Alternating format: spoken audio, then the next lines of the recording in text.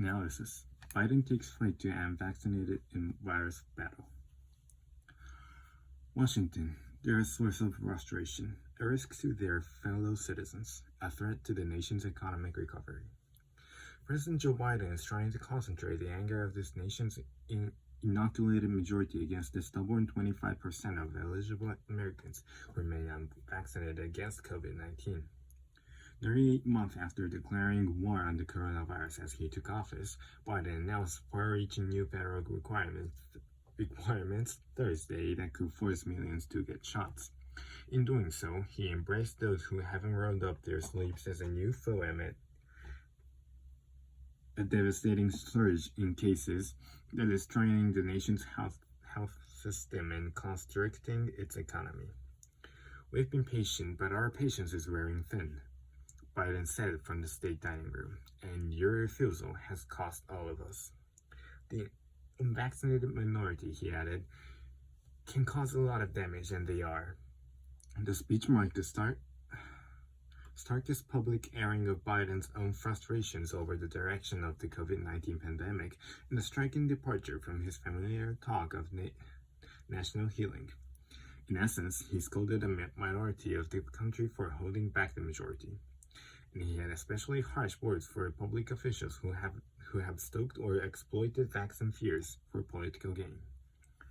A distinct minority of Americans, supported by a distinct minority of elected officials, are keeping us from turning the corner, Biden said. These pandemic politics are making people sick, causing unvaccinated people to die. Biden's forceful posture reflected a calculus that far more Americans will support his action than will be drawn to the visceral anger that some of the right directed at his announcement, evidenced, in his view, by the fact that a supermajority of the country has already been vaccinated. It was also driven by self-interest, as Biden tries to defend his own job performance on the issue most important to voters. The resurgence of the virus has sent his poll numbers to the lowest point yet on his presidency. An AP NORC poll conducted in August found that 54% of Americans approved of Biden's stewardship of the pandemic, down from 66% the month before, driven by a drop in support among Republicans and political independents. The drop in approval has coincided with the summer backslide in the fight against the virus. Biden blamed the spike in cases for August's lower than expected job growth and warned the nation could continue to face economic penalty if it doesn't get the virus under control. It was just 2 months ago that Biden prematurely declared the nation's independence from the pandemic. Now, despite more than 75% of Americans having at least one dose of vaccine, the U.S. is seeing about 300% more new COVID-19 infections a day, about 2.5 times more hospitalization, and nearly twice the number of deaths compared to the same time last year. We're in the tough stretch, and it could last for a while, Biden warned. Still, he predicted, with most Americans vaccinated, the human toll will exceed last winter's carnage. Speaking directly to the fears of Americans who have received the dose, Biden said, "For the vast majority of you who've gotten vaccinated, I understand your anger at those who haven't gotten vaccinated. I understand the anxiety about getting a breakthrough case." He pledged that his administration was moving forward swiftly to secure booster doses of the mRNA vaccines as soon as this month to provide more durable protection against the more transmissible Delta variant. In announcing the Transportation Security Administration will double fines of travelers who refuse to wear masks on planes, Biden was unforgiving. If you break the rules, be prepared to pay. While White House officials maintain Biden isn't trying to stoke anger in a vacuum, but said he hopes that reflecting the irritation of the nation's majority, combined with new vaccine requirements, will serve as a productive step toward putting the virus back in check. Defeating the virus, they argue, now requires defeating the reluctance of the 80 million people who gave yet to get a shot.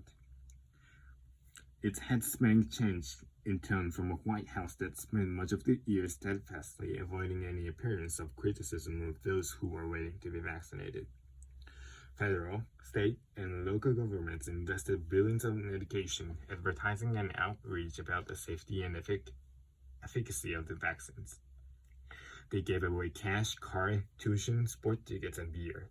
Even as some Republicans criticized Biden's handling of the vaccination rollout, the White House for months held its tongue. But as more Americans rolled up their sleeves, officials said Biden grew more comfortable first taking on those his administration blames for spreading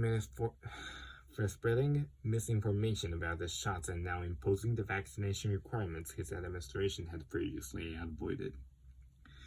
Even as his posture has stiffened, Biden has thus far held off on even more coercive requirements, such as requiring shots for domestic air travel. Still, the reaction from Biden's opponents was swift. Mississippi Republican Governor Tate Reeves tweeted, "The vaccine itself is life-saving, but this unconstitutional move is terrifying. This is still America, and we still believe in freedom for trans."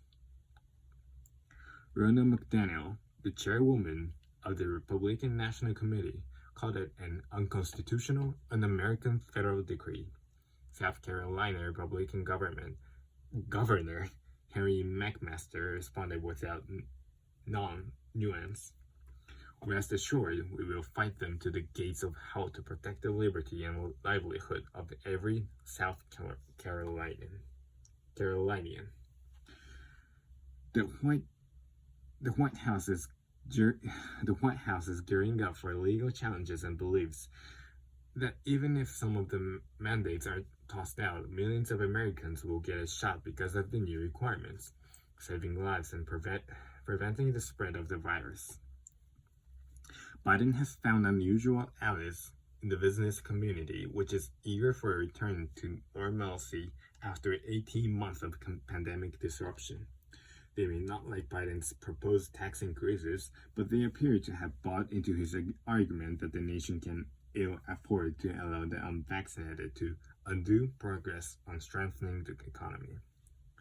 Business Roundtable welcomes the Biden administration's continued vigilance in the fight against COVID, said Joshua Bolton, the group's president and CEO. "We look forward to working with the administration to ensure any vaccine requirements are structured in a way that does not negatively impact the operations of manufacturers that have been leading through the pandemic to keep Americans safe," said National Association of Manufacturers President and CEO Jay Timmons. Despite the vehement reaction of Biden's opponents, the president can take comfort in certain data points.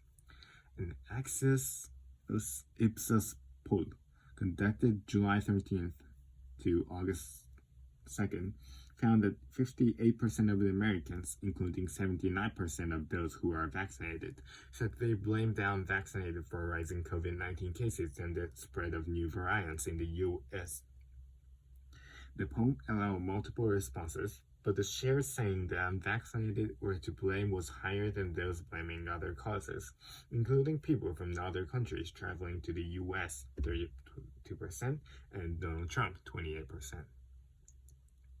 White House aides point to an even clearer metric: the more than 208 million Americans who have already gotten a shot.